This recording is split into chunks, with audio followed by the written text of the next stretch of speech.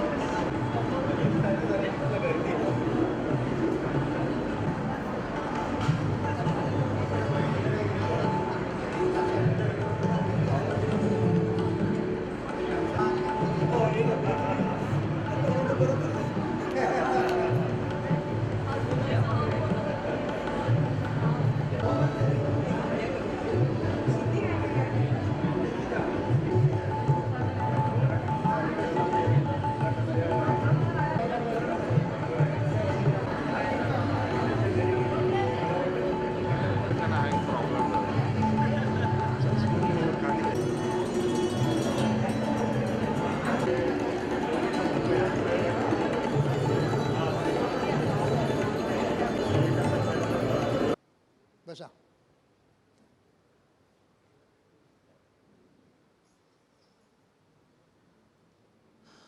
साडेचार वाजलेले आहेत. कार्यक्रम सुरू करायला आपल्याला काही हरकत नाही आहे. आता 5-10 मिनिटं भारतीय शरस्त्याप्रमाणे आपण लेट झालेले आहोत, पण कार्यक्रम चांगला होणार आहे. फार दुर्मिळ असा कार्यक्रम होणार आहे. हा कार्यक्रम होण्याआधीच मला सांगायला आनंद होतो, पुण्यातून या कार्यक्रमाला मागणी आलेली आहे आणि तो पुण्यात आपण करणार पण आहोत. जरा वेगळं स्वरूप असेल, पण तो करणार आपण. शांताबाईंच्या वरती अखंड महाराष्ट्र इतका लुब्ध आहे. आत्ता मला कर्णिक साहेबांचा फोन आला होता. कोण रे कर्णिक? मधु मंगेश कर्णिक. ते पुण्यात अडकलेत. त्यांचा मला फोन आला होता, माधवराव तुम्ही असं काम करताय शांताबाईंच्या वरचा कार्यक्रम करून, कोणी केलं नाही हो. साहित्य संघात परवा एक छोटासा कार्यक्रम झाला, पण तुम्ही करताय याला महत्त्व आहे. उत्तुंग करते याला महत्त्व आहे. तुम्ही करा. मी अडकलो आहे म्हणले पुण्यात. त्यांना काहीतरी त्रास होतो आहे सायटिकाचा, म्हणून मी येऊ शकत नाही. नाहीतर मी आज यायचाच. आमचे आशीर्वाद म्हणा, शुभेच्छा म्हणा, सगळ्या तुमच्याबरोबर आहेत, उत्तुंगबरोबर. आता हे मी का बोललो इतका वेळ? मला वाटलं आणखीन माणसं येतील भराभरा, पण माणसं येत नाही आहेत. त्याचं कारण असं आहे की आपली जी लिफ्ट आहे त्या लिफ्टला लाईन लागलेली आहे माणसांची. त्यातनं 4-4 माणसं पुढे येत आहेत. त्यामुळं आपलं सैन्य हे असंच येणार आहे 4-4 आणि नंतर हे सगळं भरणार आहे. आज कोविडनंतर न घाबरता तुम्ही सगळेजण एवढ्या मोठ्या संख्येनं आला आहे, याचा मला खूप आनंद होतो आहे. आश्चर्यही वाटते. मला नाही वाटलं असे लोक येतील म्हणून, पण आले.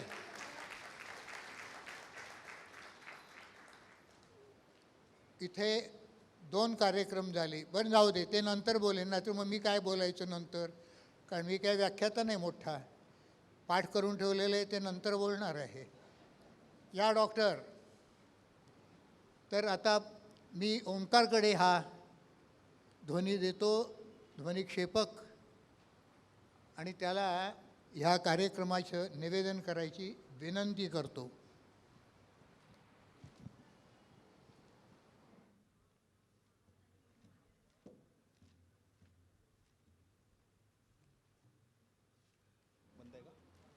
हॅलो. उत्तुंग रसिक मित्र हो, सुस्वागतम आणि सस्नेह नमस्कार.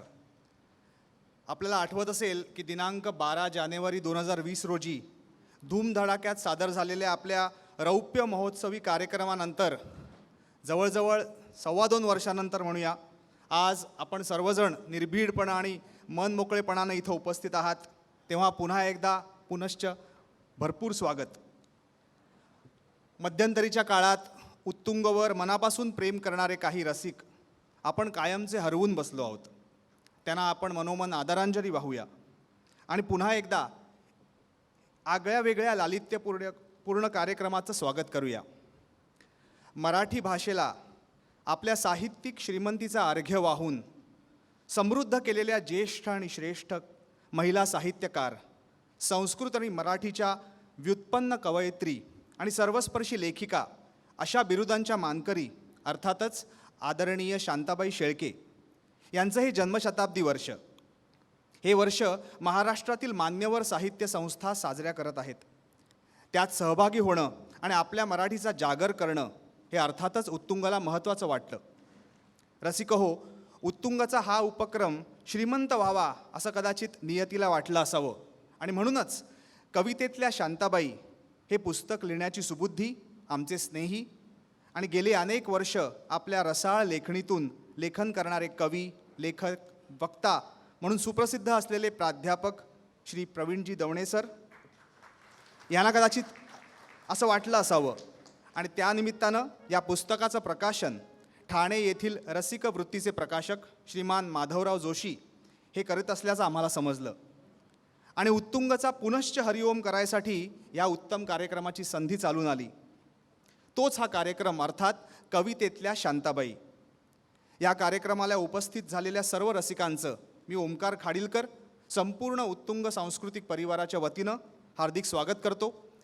गेल्या 25 वर्षात उत्तुंगाला सातत्यानं अर्थसहाय्य देणारे SBI जनरल इन्शुरन्सचे deputy MD Shri Anandji Pejawar sir, IndusInd बँकेचे CFO श्री शिरीषजी झरेगावकर सर आजही उत्तुंगाच्या पाठीवर आपले हात ठेवून आहेत. त्याबद्दल त्यांचे शतशः आभार.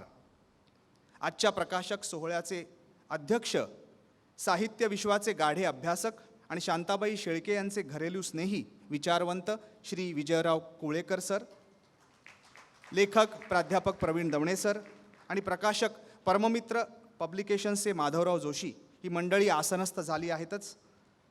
उत्तुंगचे सर्व प्रतिनिधी आज उपस्थित आहेत हेही पाहून आनंद झाला. आपल्या प्रथेप्रमाणे उत्तुंगचे प्रणेते अर्थात श्रीकृष्ण मनुकाका पंडित यांच्या प्रतिमेला आपण पुष्पहार अर्पण केलेलाच आहे. रसिकहो, कार्यक्रमाचा शुभारंभ करण्यापूर्वी संगीत क्षेत्रातील एव्हरेस्ट अर्थात सूरसम्राज्ञी लता दिदी यांना नुकतीच देवाज्ञा झाली. तेव्हा आपण सर्वजण अर्धा मिनिट उभं राहून त्यांना आदरांजली देऊया ही नम्र विनंती करतो.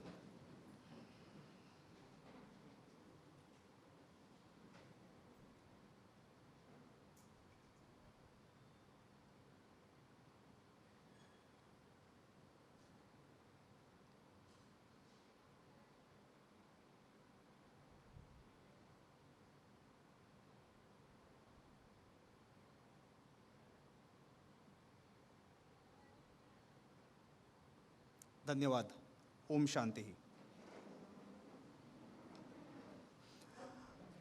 आता उत्तुंगच्या प्रथेप्रमाणे कार्यक्रमाची सुरुवात आपल्या ध्येयगीतानं होणार आहे. त्यानंतर शांताबाई शेळकेंच्या काही गाजलेल्या गाण्यांपैकी काही गाणी उत्तुंगच्या विश्वस्त आणि गायिका वेदश्री खाडीलकर ओक आणि सुप्रसिद्ध गायिका माधुरी करमरकर या आज इथं सादर करणार आहेत. या सांगीतिक कार्यक्रमाचं शीर्षक आहे शांताबाई गाण्यातल्या आणि कार्यक्रमाची संपूर्ण धुरा सांभाळणार आहेत सुसंवादिका डॉक्टर समीरा गुजर जोशी. रसिकहो, सुमारे तासभराच्या या सांगीतिक कार्यक्रमानंतर चहापानासाठी आणि प्रकाशन समारंभाच्या तयारीसाठी आपण फक्त 10 मिनिटाचं मध्यंतर घेणार आहोत. तेव्हा आता अधिक वेळ न दवडता मी कार्यक्रमाची सुरुवात करण्याची विनंती करतो आणि त्यापूर्वी उत्तुंगचं स्फूर्तिगीत जे जे उत्तम उदात्त उन्नत तिथे आम्हा जायचे, उत्तुंग असे ते शिखर आम्हाला आहे गाठायचे ह्या ध्येयगीतानं कार्यक्रमाचा शुभारंभ करूया. धन्यवाद.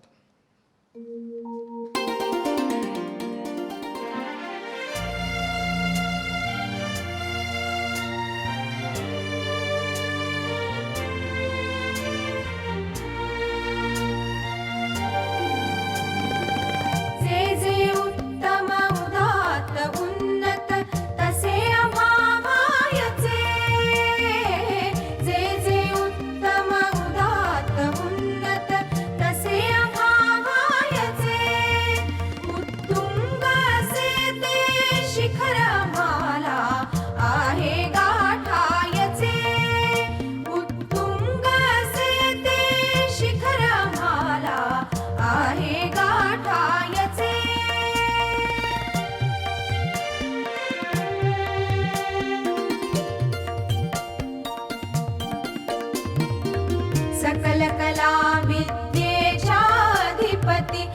गजानना मोरया नेण्या सिद्धिस संकल्पानाया शिष देण्या तेजरूप ही ज्योत लावण्या सिद्धा मावायचे उत्तुंग असे ते शिखर माला आहे गाठायचे उत्तुंग असे ते शिखर माला आहे गाठायचे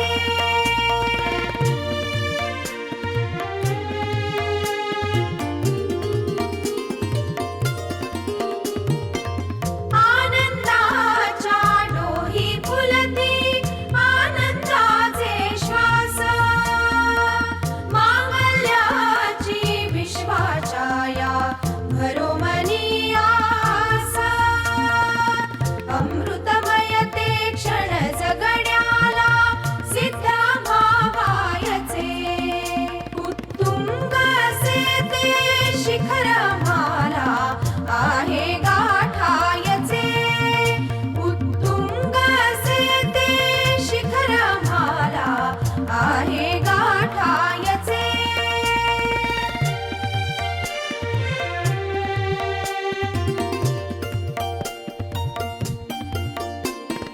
उत्तिष्ठत जागृत प्राप्य वरांनी बोधत अभिमंत्र उत्तिष्ठत जागृत प्राप्य वरांनी बोधत अभिमंत्र करुणी जतन या जीवनात हो हो संस्कारित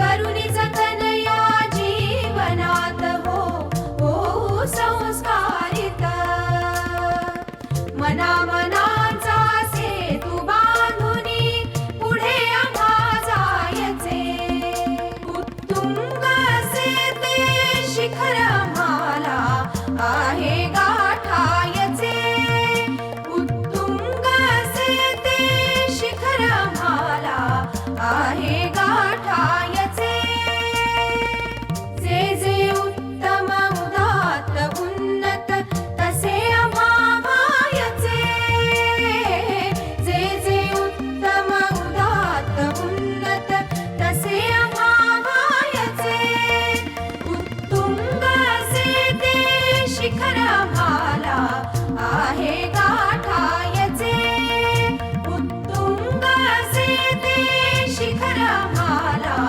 आहे गाठायचे शिखर ते आहे गाठायचे शिखर ते आहे गाठायचे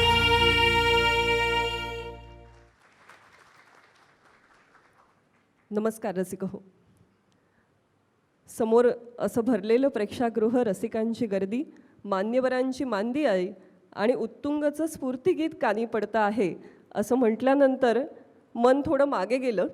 आमची पिढी फ्युचरिस्टिक म्हणून ओळखली जाते, भविष्याचा सतत वेध घेत असतो. जुने दिवस परत आल्याचा आनंद काय असतो ते आत्ता कळतं आहे. आणि आता या स्फूर्तिगीतामध्ये म्हटल्याप्रमाणे जे जे उत्तम उदात्त त्याचा शोध समाज प्रत्येक वेळेस घेत असतो. पण सर्वसामान्याला हा शोध घेण्यासाठी काही बोटं लागतात आधाराला. त्या बोटांना धरून मग समाज हा शोध घेऊ शकतो. तसं महाराष्ट्राच्या संस्कृतीची, त्यातल्या उत्तमतेची ओळख ज्यांनी आपल्या साहित्यातून करून दिली असं व्यक्तिमत्व म्हणजे शांताबाई. शांताबाईंच्या शब्दांचा जागर आज आपण इथे काही तास करणार आहोत.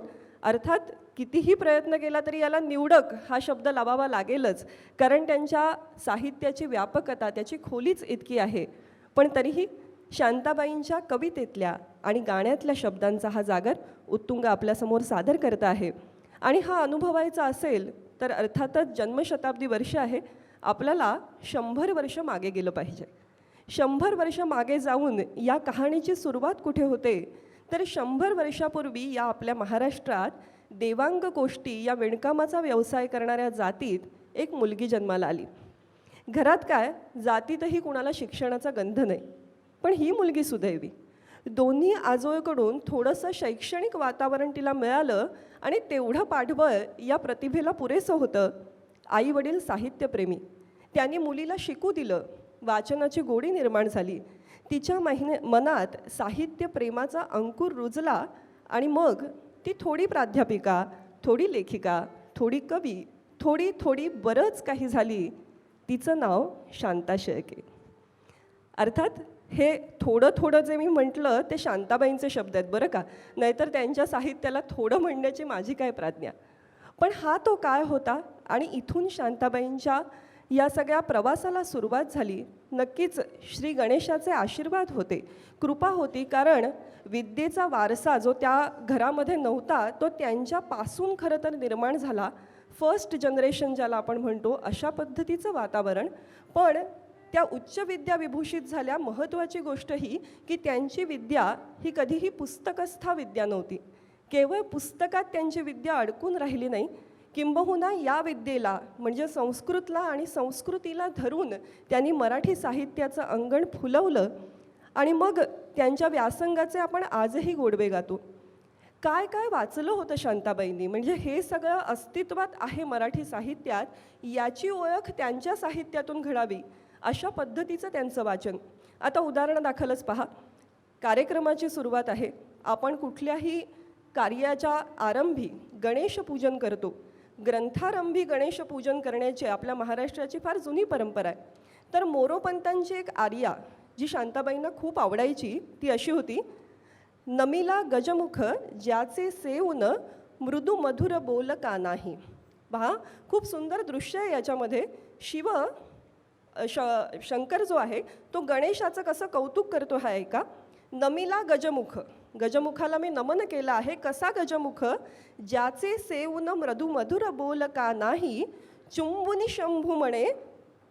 शंभू म्हणे बा तुझं सम आमनाय बोल का नाही. काय झालंय, शंकराने गणपतीला असं उचलून कडेवर घेतलंय आणि त्याची पापी घेत तो म्हणतो आहे, किती रे बडबड माझं बाळ, अरे वेद सुद्धा तुझ्या इतके बोलके नाहीत रे, किती बोलतोस तू. असं शिव ज्याचं कौतुक करतो आहे, असा गजमुख, असा गणेश तुम्हाला प्रसन्न हो. ही मोरोपंतांची आर्या. आता बघा, बाईंचा व्यासंग शांताबाईंचा काय पद्धतीचा होता. ही आर्या त्यांच्या आवडीची, हे कुठेतरी चित्र मनात रुजलं होतं आणि मग त्यांनी जेव्हा गाणं लिहिलं तेव्हा हे शिशु कौतुक शिवाचं त्यांच्या गाण्यामध्ये आलं आणि तिथे फक्त विषय बदलला. तिथे बोलका गणेश होता, आता इथे नृत्य गणेश साकार झाला. आणि हे गीत अक्षर माऊलींनी रचलेलं, भावगंधर्व हृदयनाथ मंगेशकरांनी संगीतबद्ध केलेलं आणि साक्षात गान सरस्वतींनी गायलेलं गणेशवंदन ऐकूया. सादर करतात माधुरी करमरकर.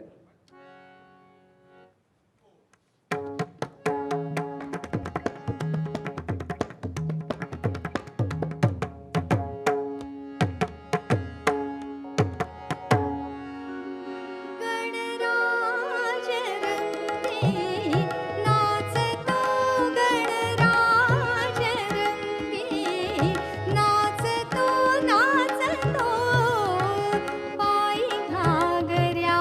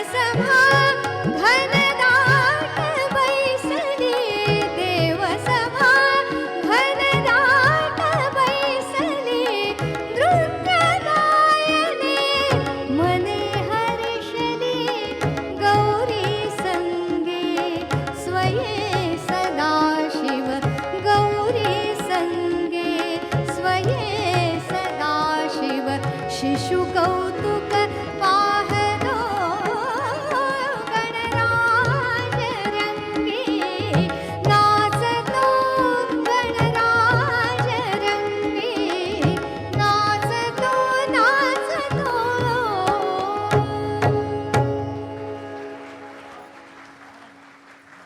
क्या बात है माधुरी, वा. देवसभा घनदाट बैसली. काय शब्दाची निवड असावी, किती सुंदर असावी. आणि आपल्या संस्कृतीचं हे वैशिष्ट्य पहा की आपले देव आपल्यासारखे आहेत. मुलाचं कौतुक यापेक्षा काय अधिक प्रिय असतं कुणालाही, नाही का? तर हे सगळे भाव घेऊन शांताबाईंचं गाणं फुलत जातं. आता आपण थोडं मागे गेलोच आहोत, तर आपल्याही बालपणात डोकावून पाहूया. कारण आपली परंपरा आहे की श्री गणेशाला वंदन केल्यानंतर सरस्वतीलाही वंदन करायचं. आपल्याकडे लोकरंगभूमीवरही हा प्रघात आहे, नाटकामधूनही हा प्रघात आहे. पूर्वी आठवत असेल तुम्हाला तो मुखवट्याचा गणपती आणि त्यानंतर मोर आणि सरस्वती यांचं दर्शन व्हायचं. तर तीच प्रथा धरून जर आपण पुढे गेलो तर आपल्या शाळेमध्ये ही शारदा वंदना आणि त्यांनीच शाळेला सुरुवात व्हायची. म्हणजे इथे कितीही पिढ्या असल्या तरी त्या सगळ्या पिढ्यांना समान जोडणारा हा धागा म्हणता येईल. आणि त्यातही याकुंदेंद्र सुरू झालं की शेवटच्या ओळीला सामाम पातु सरस्वती भगवती निशेष जाड्या पहा. हा विनोद करणं हे सुद्धा मला वाटतं सगळ्या पिढ्यांचं सामायिक आहे. खरं तर ते जाड्या पहा. आता हा जो संस्कार आहे, पुन्हा हा आपल्यावरती झालेला संस्कार शांताबाईंवरतीही तो झाला होताच. आणि मग शांताबाई जेव्हा शारदा स्तवन लिहितात तेव्हा त्या म्हणतात, जडता मतीची भंगली. किती सहजपणे हे सांगून जातात. आणि त्यांनी साकारलेली शब्दमूर्ती सरस्वतीची जी आहे ती किती देखणी आहे, किती सुंदर आहे. त्यांची शारदा अतिशय सचेतन आहे. ती केवळ मूर्ती नाही आहे, ती हसते. आणि ती हसली की चारी युगांची पौर्णिमा होते.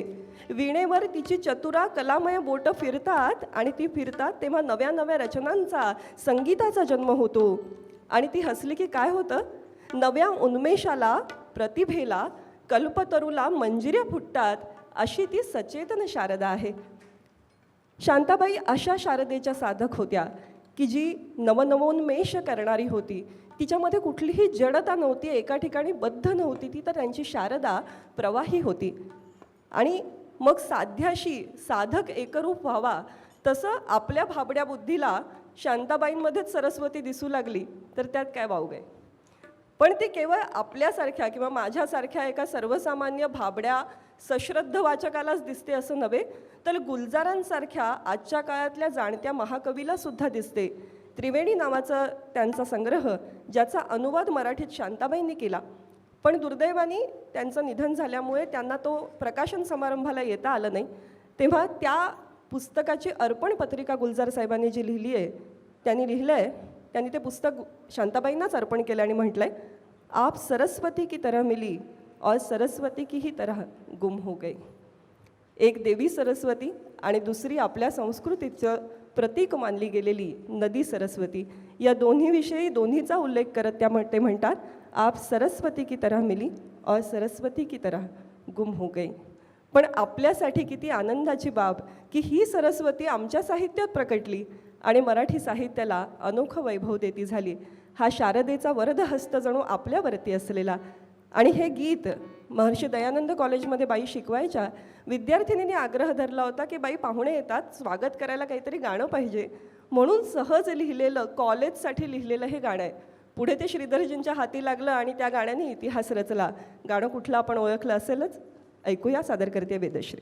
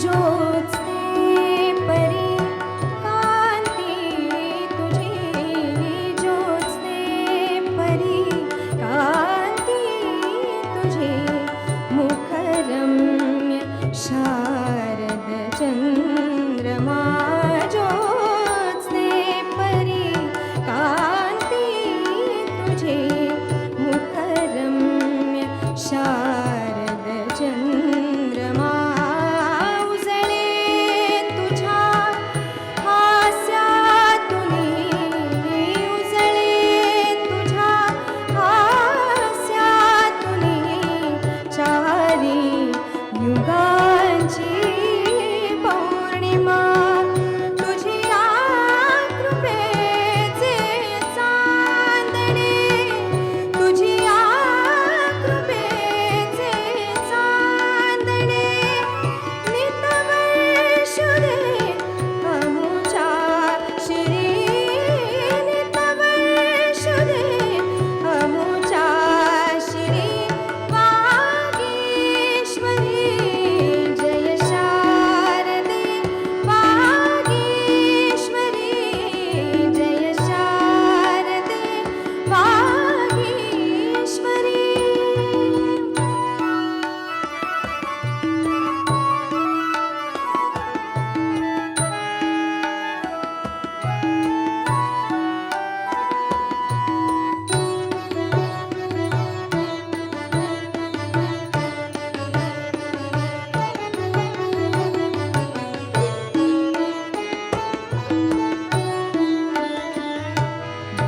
वीणेवरी फिरता तुझी, वीणेवरी फिरता तुझी, चतुरा कलामय अंगुली, चतुरा कलामय अंगुली, संगीत जन्माये नवे, संगीत जन्माये नवे, जडता मतीची भंगली, उन्मेष कल्पतरुवरी,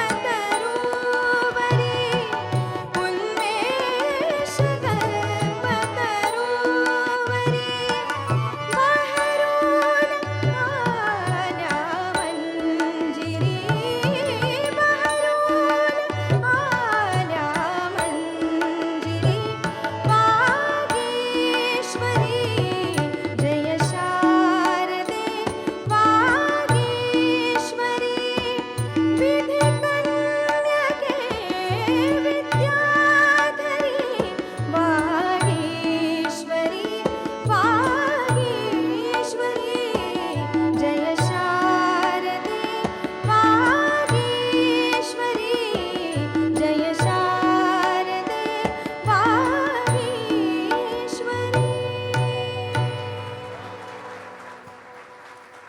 वा. शांताबाईंचं शब्दांवर विलक्षण प्रेम. त्या म्हणतात, देवाने ढग, तारे, पक्षी यांच्या सौंदर्याचं एक जाळं या वसुंधरेभोवती विणलंय, पण त्यांनी जे शब्द निर्माण केले त्यांच्या देखणेपणाची सर दुसऱ्या कशालाही येणार नाही. त्यांना स्वतःचं अस्तित्वच शब्दाभोवती गुंफलेलं वाटायचं आणि म्हणूनच त्या लिहितात, माझ्या असण्याची माझे शब्द देती ग्वाही, माझ्या असण्याची माझे शब्द देती ग्वाही, शब्दाहून वेगळे मी नाही नाही नाही. माझ्या शब्दांहून मी वेगळी नाहीच हे त्रिवार सत्य म्हणून ज्याने स्वीकारलं होतं अशा शांताबाई. मग शब्दांच्या सगळ्या विधांवरती त्यांनी प्रेम केलं. ते ललित लेखन असू दे, काव्य लेखन असू दे, अनुवाद असू देत की गीतलेखन असू दे. खरं तर माझ्यासमोर दोन महाराष्ट्राचे गीतकार थोर बसलेले आहेत. विजयजी स्वतः पत्रकार म्हणून आपल्याला जितके परिचित आहेत तितकेच ते उत्तम गीतकार आहेत. आणि दवणे सरांविषयी मी काय बोलावं, कवी आणि गीतकार म्हणून दोन्ही विधांमध्ये त्यांचा परिचय आहे. पण असं असतानाही शांताबाईंचा काव्यलेखन आणि गीतलेखनाविषयीचा जो विचार आहे तो मला मांडावासा वाटतो. खरं तर सर्वसामान्यपणे कवी आणि आपणही जरा दर्दी लोक गीतलेखनाकडे थोडं गौण म्हणून बघतो की ही काय कारागिरी आहे शब्दांची असं सर्वसामान्यपणे समजलं जातं. पण शांताबाईंचा दृष्टिकोन मात्र फार वेगळा होता. किंबहुना चालीवर गाणं लिहिणं हे त्यांना अतिशय पसंत होतं. आणि याचं कारण त्या सांगतात, त्या म्हणतात अहो गीतच काय, कवितासुद्धा चालीवरच लिहिली जाते. जेव्हा कवी वृत्तबद्ध कविता करतो तेव्हा तो चाल स्वीकारूनच लिहित असतो की. आणि संगीताच्या बाबतीतलं त्यांचं किती मर्मज्ञ विश्लेषण आहे बघा. त्या म्हणतात की आपल्या सगळ्या संगीताचं मूळ जर कुठे असेल, खास करून महाराष्ट्राच्या संगीताचं, तर ते नाट्यसंगीतात आहे. आणि नाट्यसंगीताची परंपरा काय आहे तर इथे बंदिशीवर, मिळालेल्या चीजेवर, शास्त्रीय संगीताच्या चीजेवर गाणं लिहिलं जातं. आणि त्यामुळे चालीवर गाणं लिहिणं काय किंवा चालीवर कविता लिहिणं काय याची आपल्याला परंपराच आहे, त्याच्यात कमीपणा का मानायचा. किंबहुना हे खूप आव्हानाचं काम आहे. आणि ते जर करायचं असेल तर शब्दांचं वजन खूप छान माहिती पाहिजे, त्याविषयी तुमचं प्रभुत्व हवं. आणि ते शांताबाईंकडे नक्की होतं, हुकमी होतं. म्हणूनच असेल कदाचित त्यांनी हृदयनाथ मंगेशकरांबरोबर फार सुंदर सुंदर गाणी केली. अतिशय सुंदर अशी ही युती शब्द आणि सुरांची. पण त्यांनी जे पहिलं गाणं हृदयनाथजींकडे केलं ती खरं तर एक मारवाडी चीज होती. दीनानाथ मंगेशकरांनी ज्या चीजा संपूर्ण भारतातून गोळा केल्या आणि मंगेशकर कुटुंबियांकडे जो ठेवा आहे, जो विविध गाण्यांच्या माध्यमातून आपल्यासमोर उलगडत असतो, तशी ही एक मारवाडी चीज होती. आणि तिचे बोल होते, हूँ तो गई. आता बघा, हूँ तो गई या गाण्याचा विषय काय असेल याची आपण किंचितशी कल्पना करू शकतो. मारवाडी चीज आहे. हे सगळं असताना यावर मराठी गाणं, त्या शब्दांचं वजन अचूक हेरून शांताबाईंनी लिहिलं. आणि ते गीत होतं श्री गौरी रागात बांधलेलं, जीवलगा राहिले रे दूर घर माझे. ऐकूया.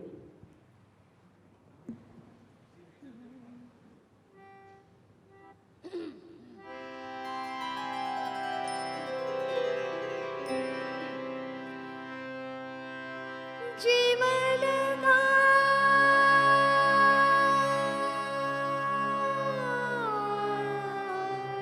राहिले रे दूर घर माझे, पाऊल थकले माथ्यावरचे, जड झाले ओझे. जीवलगा राहिले रे दूर घर माझे, पाऊल थकले माथ्यावरचे, जड झाले ओझे. जीवलगा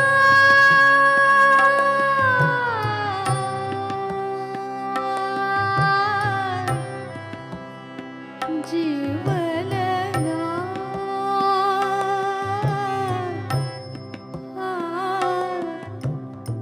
जीवलगा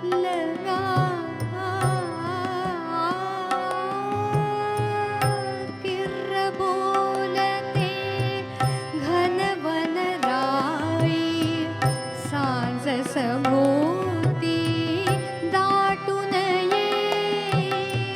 किर्र बोलते घनवन राई, सांज सभोवती दाटून ये. सुख सुमनांची, सुख सुमनांची सरली माया, पाचोळा माझे. जीवलगा गाव मागचा मागे पडला, पायतळी पथती मिरी बुडला. गाव मागचा मागे पडला, पायतळी पथती मिरी बुडला. ही घटकेची, ही घटकेची सुटे सराई, ही घटकेची सुटे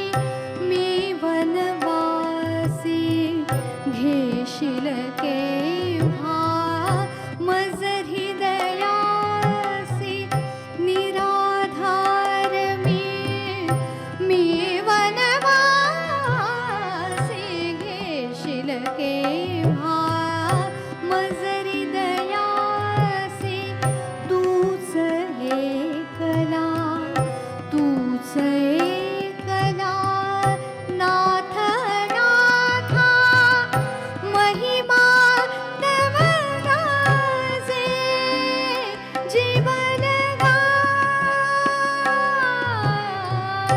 राहिले रे दूर घर माझे पाऊल थकले माथ्यावरचे जड झाले ओझे जीवन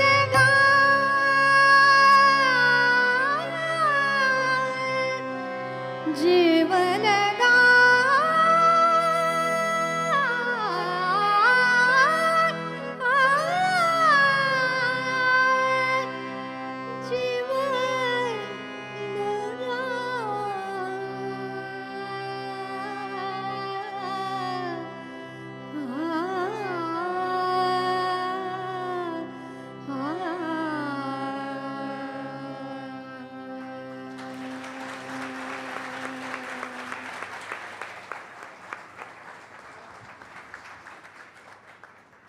तर ही कडाडून मिळालेली जी टाळी आहे माधुरीसाठीची अप्रतिम, तिने त्यातले भाव आपल्यापर्यंत पोहोचवले. आशाबाईंनी गायलेलं हे गीत खरंच एका अर्थाने आपल्या एकलेपणाची, एकटेपणाची आणि त्या जीवलगाला भेटण्याची जी आस आहे, त्या आस या गाण्याच्या शब्दातून व्यक्त होते.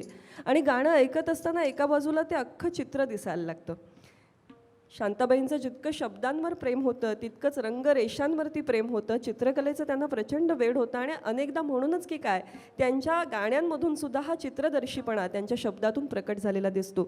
म्हणजे ही घटकेची सुटे सराई, मुळात शब्दच किती सुंदर आहे. घटकेची सराई आहे ही, आणि ते दरवाजे मिटतायत ते खरंच ऐकत असताना आपल्या डोळ्यासमोर ते सगळं दृश्य उभं राहतं. शांताबाईंच्या गीतरचनेतलं वैविध्य तर आपल्याला अक्षरशः भारावून टाकतं. किती वेगवेगळे विषय आणि किती वेगवेगळ्या प्रकारे त्यांनी ते आपल्या गाण्यातून मांडलेत. म्हणजे एका बाजूला शूर आम्ही सरदार किंवा मराठी पाऊलं पडते पुढे सारखं गीत आहे, तर दुसरीकडे मनाच्या धुंदीत लहरीत येना किंवा शारद सुंदर चंदेरी रातीसारखं गीत आहे. म्हणजे या गाण्यांना आपण उडत्या चालीची गाणी म्हणावीत अशा पद्धतीची गाणी आहेत. पाश्चात्य सुरावटीवर लिहिलेली गाणीसुद्धा आहेत. तोच चंद्रमासारखं भावगीत आहे, तर किलबिल किलबिल पक्षी बोलती सारखं बालगीतसुद्धा आहे. शांताबाईंनी नाट्यगीतंसुद्धा लिहिली, आणि ती लिहिली ती नाट्यगीतांना नवसंजीवनी देणाऱ्या अभिषेकी बुवांसाठी. आणि त्यातही पुन्हा म्हणजे नाट्यगीतं लिहिण्यामध्ये सुद्धा किती वैविध्य असावं. अभिषेकी बुवा हे बंध रेशमाचे नाटकाचं संगीत बांधत होते, आणि त्यावेळेस त्यांना एक शेर आठवला. तो असा होता, लोग कांटों की बात करते हैं हमने फूलों से जख्म खाए हैं. लोग कांटों की बात करते हैं हमने फूलों से जख्म खाए हैं. आप गैरों की बात करते हैं हमने अपने भी आजमाए हैं. आप गैरों की बात करते हैं हमने अपने भी आजमाए हैं.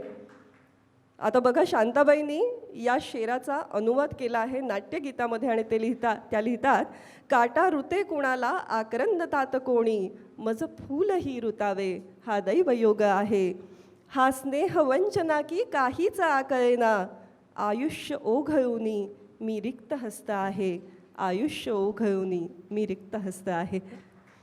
अनुवाद ही खरंच त्यांची हातोटी होती. इतका सुंदर अनुवाद करणं की जो अनुवाद वाटूच नये, जी स्वतंत्र रचना वाटावी. आणि तेही आता नाट्यगीतामध्ये गझलच्या अंगाने जाणारं हे गीत असेल, किंवा आता आपण जे गाणं ऐकणार आहोत नाटक तेच, एकाच नाटकामध्ये किती वेगळ्या पद्धतीचं गाणं. याच नाटकात एक लावणीसुद्धा लिहिली आहे शांताबाईंनी, आणि हे गाणं विराणी किंवा विरहगीत या अंगाने जाणारं ऐकूया.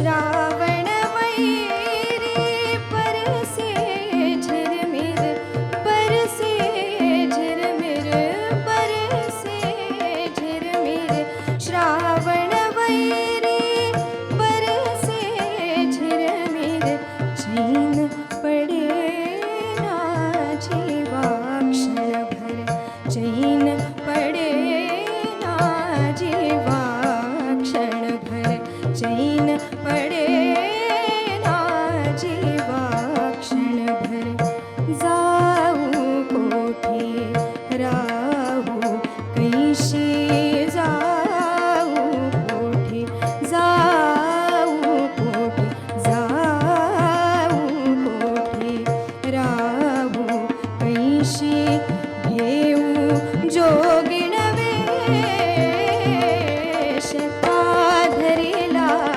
परदेस सजना का धरिला परदेस सजना का धरिला परदेस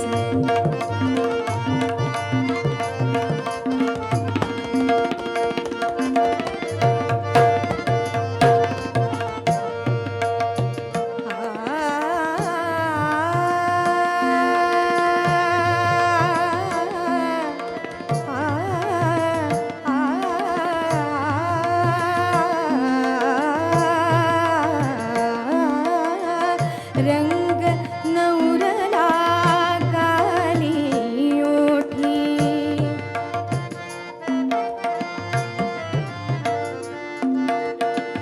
रंग नवरला गाली ओठी रंग नवरला रंग नवरला रंग नवरला रंग नवरला गाली ओठी ढळती आसू काजळ काठी ढळती आसू काजळ काठी शृंगाराचा साज उतरला शृंगाराचा शृंगाराचा शृंगाराचा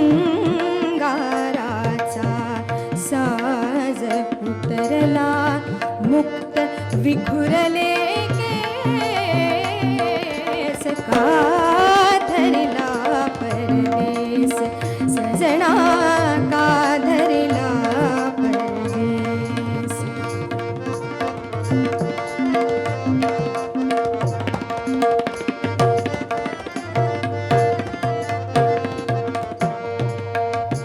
सजना का धरिला परदेस सजना का धरिला परदेस सजना का धरिला परदेस सजना का धरिला परदेस सजना का धरिला परदेस सजना का धरिला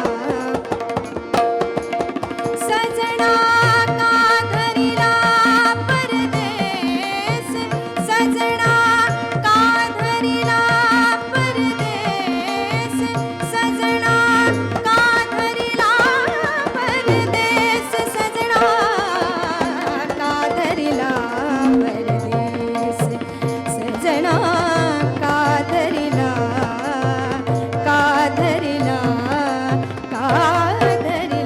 परदेस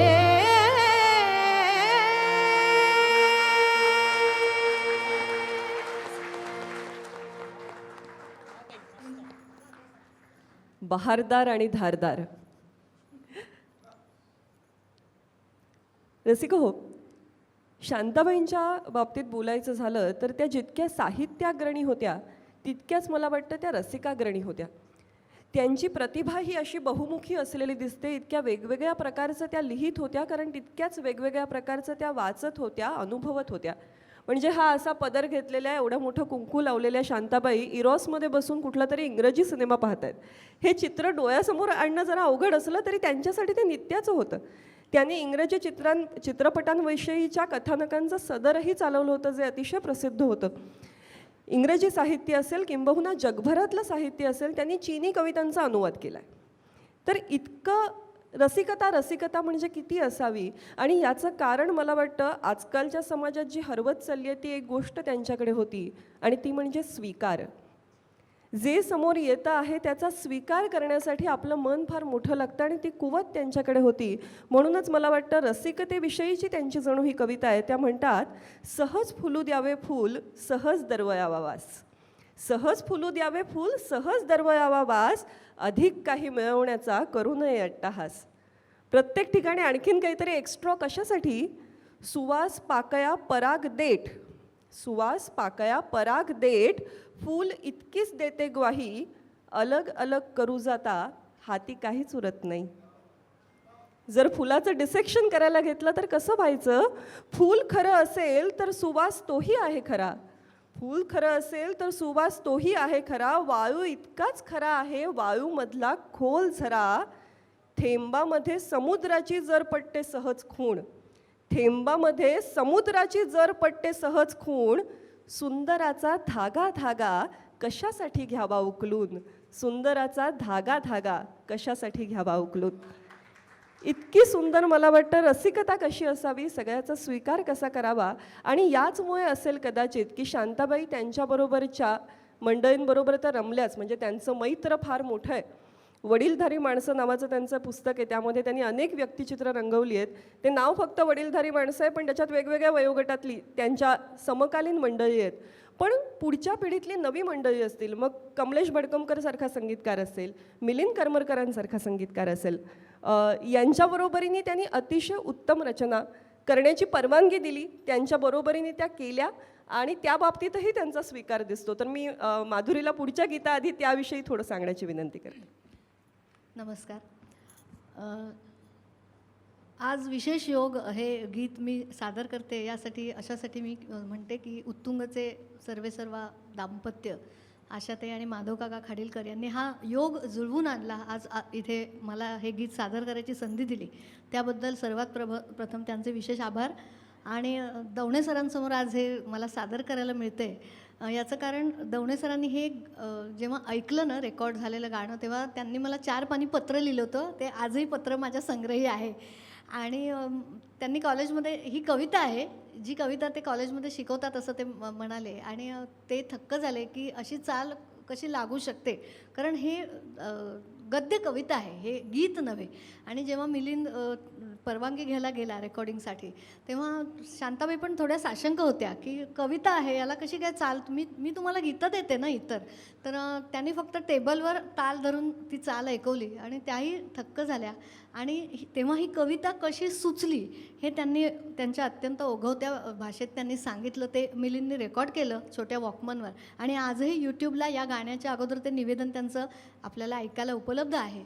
तर अगदी थोडक्यात मी एवढं त्यांच्या इतकं मी सांगणार नाही, फक्त ह्या कवितेबद्दल की शांताबाईंनी जेव्हा स्वतःबद्दल या कवितेमध्ये बोललेल्या आहेत, म्हणजे या कवितेचे अनेक अर्थ निघतात पण त्यातला एक जो अर्थ आहे की शेवटच्या कडव्यात त्यांनी असं म्हटलं आहे, कधीतरी एके दिवशी मीच झाड होईन, कधीतरी एके दिवशी मीच झाड होईन, पानांमधून ओळखीचे जुने गाणे गाईन. तर जे कथाकथनाच्या कार्यक्रमाला जाताना एक झाड दिसलं अंधारात, त्या प्रकाश त्याच्यावर पडला आणि त्या झाडाकडे बघून त्यांना ही कविता सुचली. आणि बोलता बोलता त्यांनी मिलिंदला असं सांगितलं होतं की उद्या शांताबाई या जगात नसेल, म्हणजे देहाने नसेल पण कुठल्या ना कुठल्या तरी रूपामध्ये शांताबाई वेगळ्या रूपामध्ये मी अस्तित्वात असेन. तर हे जन्म आणि मृत्यूचं चक्र हे अविरत चालूच असतं, हे एका अर्थी हा अर्थ त्यांनी त्या कवितेमध्ये सांगितलेला आहे. हे गीत मी ट्रॅकवर सादर करते.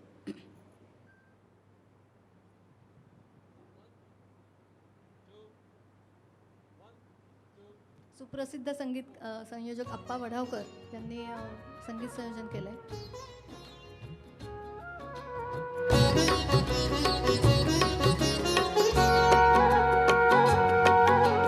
हे एक झाड आहे, हे एक झाड आहे, याचे माझे नाते. हे एक झाड आहे, याचे माझे नाते. वाऱ्याची एकच झुळूक दोघांवरून जाते. हो हो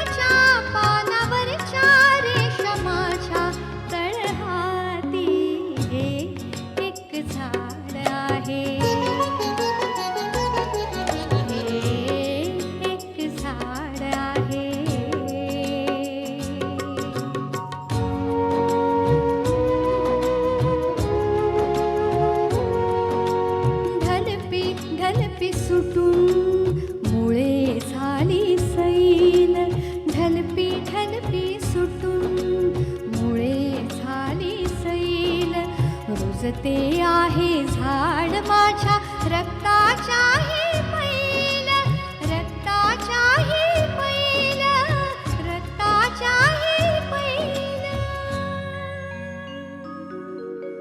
कधीतरी एके दिवशी मीच झाड होईल, कधीतरी एके दिवशी मीच झाड होईल. पानांमधून ओळखीचे जुने गाणे गाईन, पानांमधून ओळखीचे जुने गाणे गाईन. हे एक झाड आहे,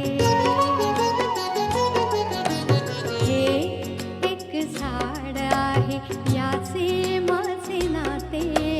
हे एक झाड आहे, याचे माझे नाते. वाऱ्याची एकच झुळूक दोघांवरून जाते. हो हो हो हो. हे एक झाड आहे, एक झाड आहे, एक झाड आहे, एक झाड आहे.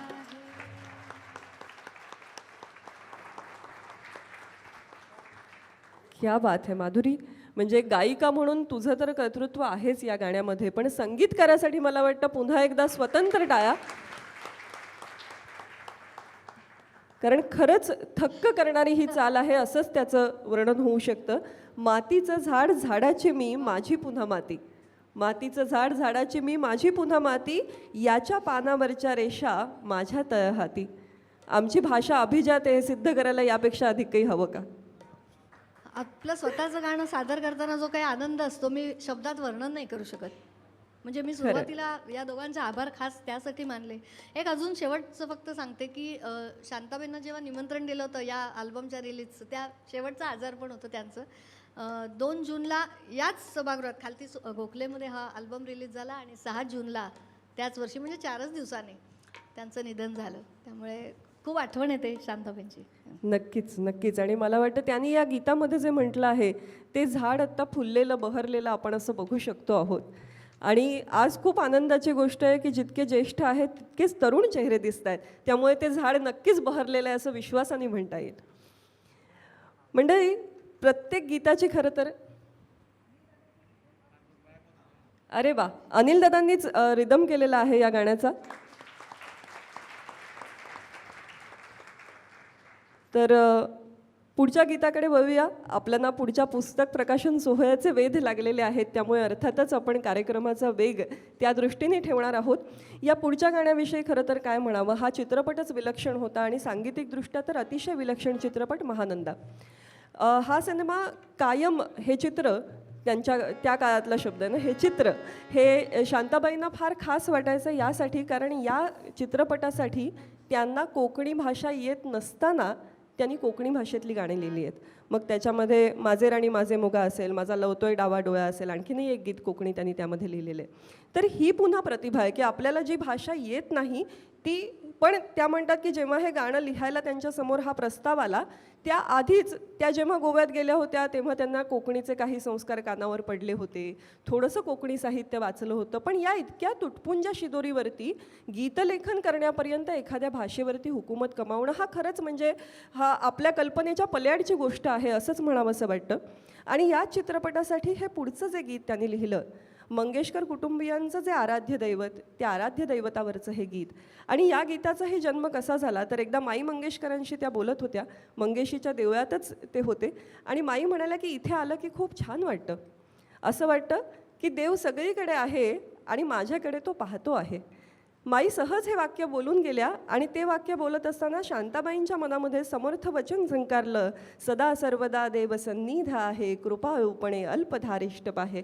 आणि कुठेतरी ही गोष्ट, माईंचं ते वाक्य त्यांच्या मनात बिंबलं गेलं आणि त्यातून या गाण्याचा जन्म झाला. ऐकूया.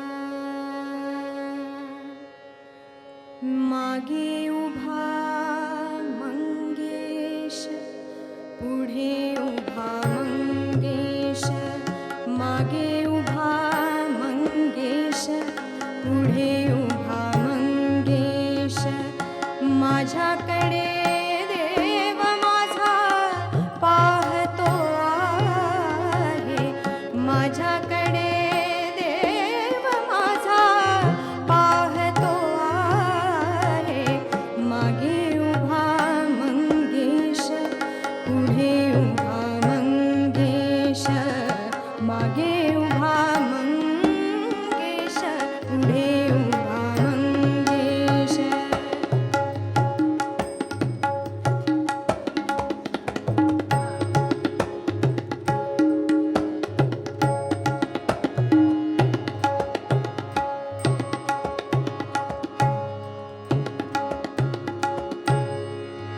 जटाजूट माथ्यावरी चंद्रकला शिरीधरी, जटाजूट माथ्यावरी,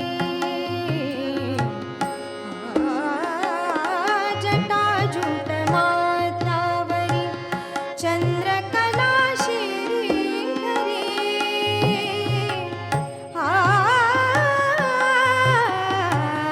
सर्पमाळ रुळे उरी, सर्पमाळ रुळे उरी, चिता भस्म सर्वांगास,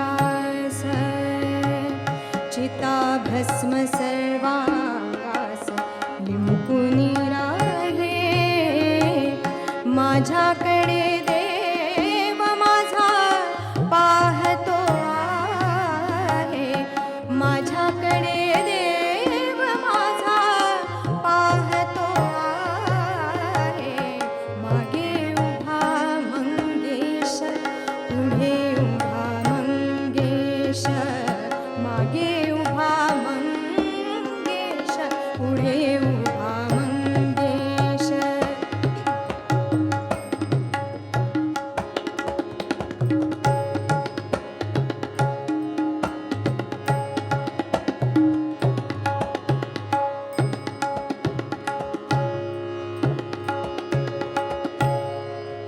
जन्म जन्मांचा हा योगी, संसारी आनंद भोगी, जन्म जन्मांचा हा योगी, जन्म जन्मांचा हा योगी, संसारी आनंद भोगी,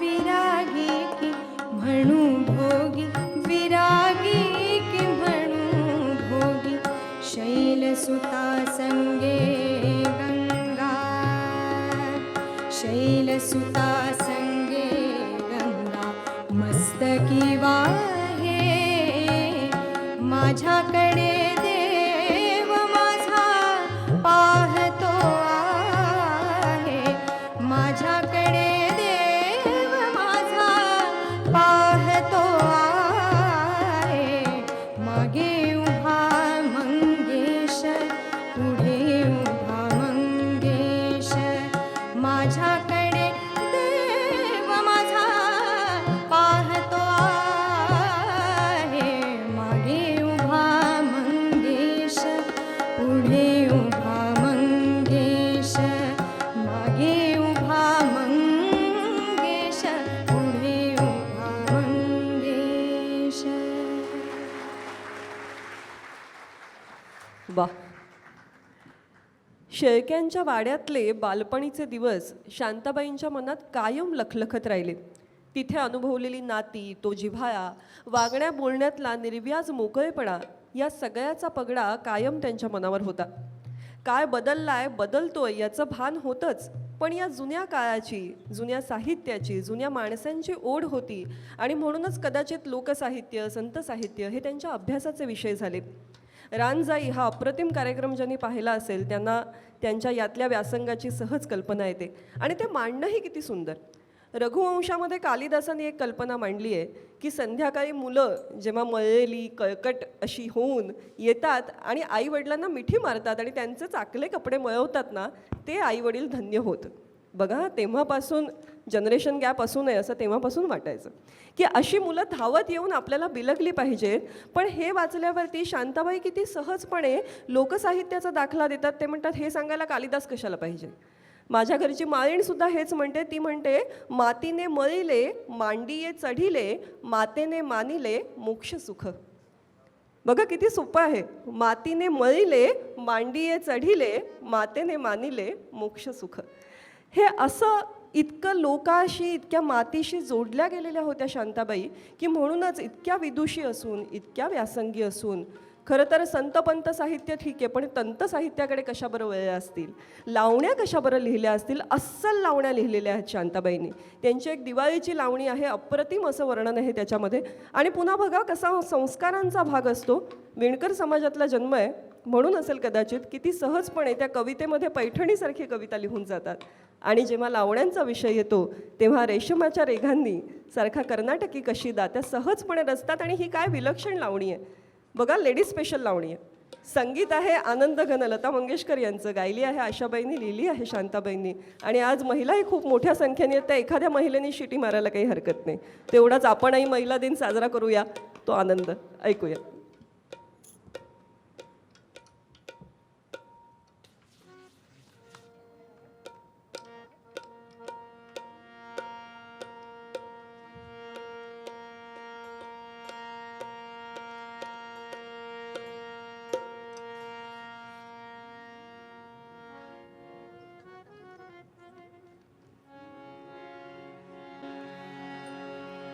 आहो येता जाता धक्का का हो मारता, अन नक्षीदार पदराला हात का हो लावता.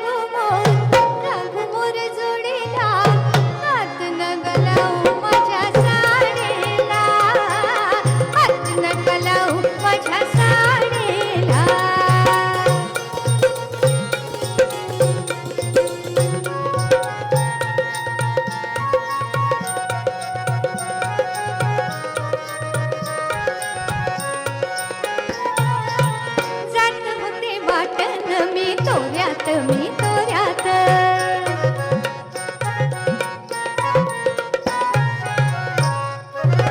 जात होते वाटेन मी तोऱ्यात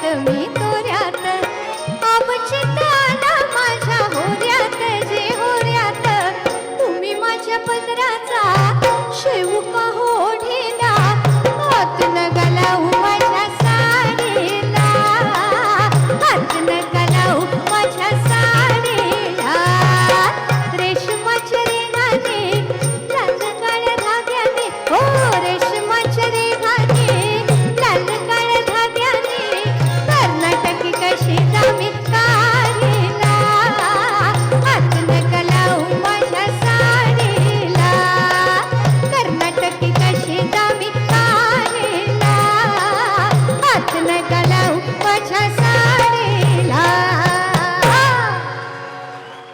ओहो हो, पश्चाताप झाला की टोप्या घालून नाही आलो, उडवता आल्या असत्या. वा, मास्क उडवायला हरकत नाही, तो दिवस काही लांब नाही आता.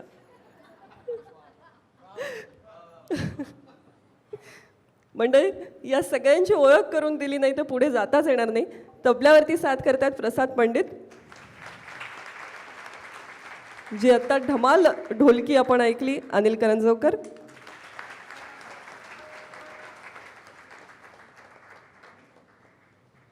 आणि आपण आपल्या वादकांना याच ठिकाणी पुष्प देऊन त्यांचं अभिनंदन करूया. सगळे आपल्या परिवाराचेच सदस्य आहेत. खरं तर उत्तुंगच्या सगळ्या कार्यक्रमात असणारे हे हुकमी चेहरे आहेत.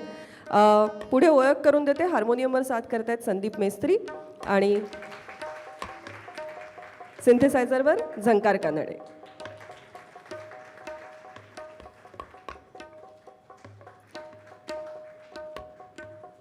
यानंतर घड्याळाकडे एक कटाक्ष टाकला तर तुमच्या लक्षात आलं असेलच की आपण कार्यक्रमाच्या या टप्प्याच्या अंतिम गीताकडे वळतो आहोत आणि यानंतर पुस्तक प्रकाशन सोहळ्याआधीचा अतिशय छोटासा मध्यंतर होणार आहे.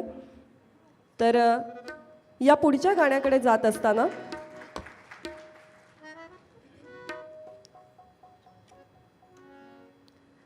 माधुरीसाठी एकदा जोरदार टाळ्यांचा गजर करूया. माधुरी करमरकर आणि वेदश्री खाडीलकर ओक. श्री गणेशाच्या रिद्धी सिद्धी तशा आजच्या कार्यक्रमाच्या या रिद्धी सिद्धी आहेत दोघी.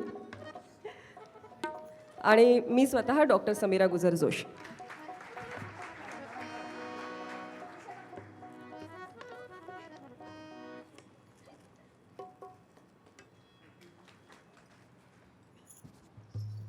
आणि या शेवटच्या गीताकडे वळत असताना ही खरं तर चालीवर लिहिलेलं गाणं, श्रीधर फडके यांचं संगीत, आशाबाईंनी गायलेलं अतिशय सुंदर गीत.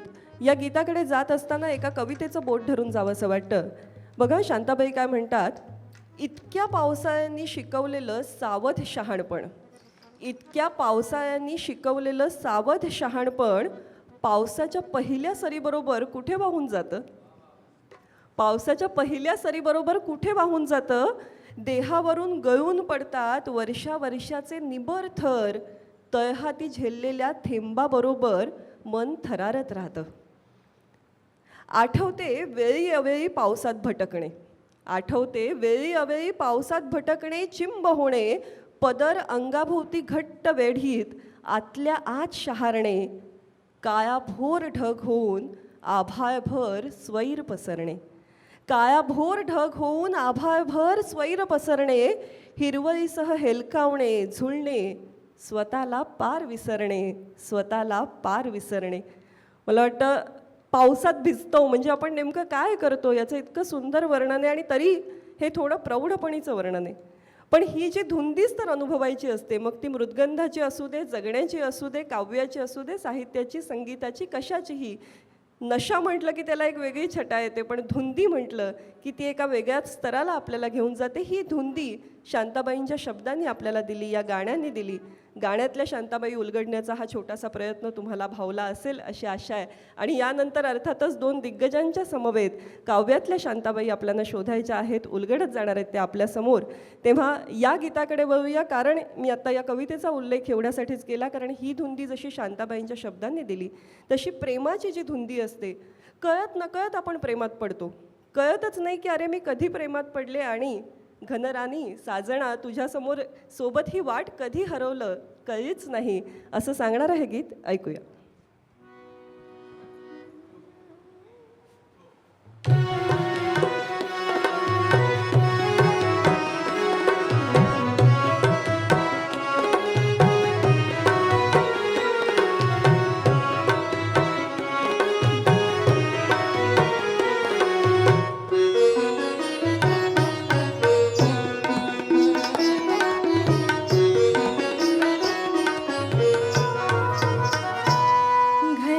घनराणी घनराणी साजना घनराणी घनराणी साजना मी तशी तुझ्या सवे मी तशी तुझ्या सवे सुकले वाट रे सुकले वाट रे सांगना घनराणी घनराणी साजना घनराणी घनराणी साजना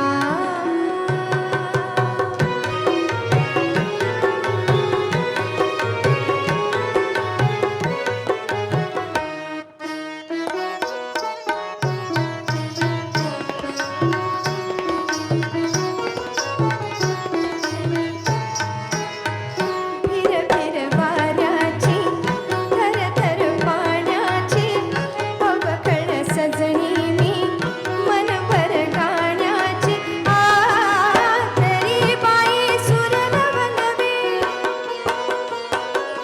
सुखद मधुर वाटतात हवे यावरा घनराणी घनराणी साजना घनराणी घनराणी साजना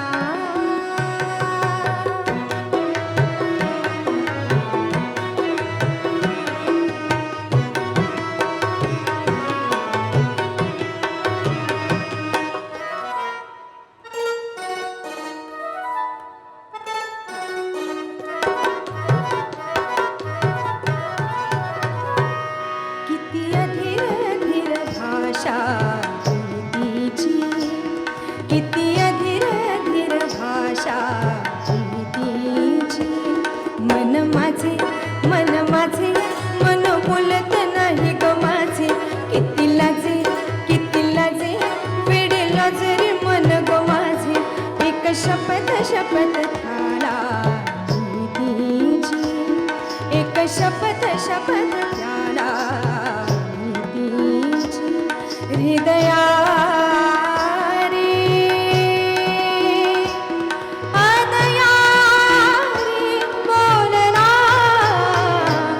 घनराणी घनराणी साजना घनराणी घनराणी साजना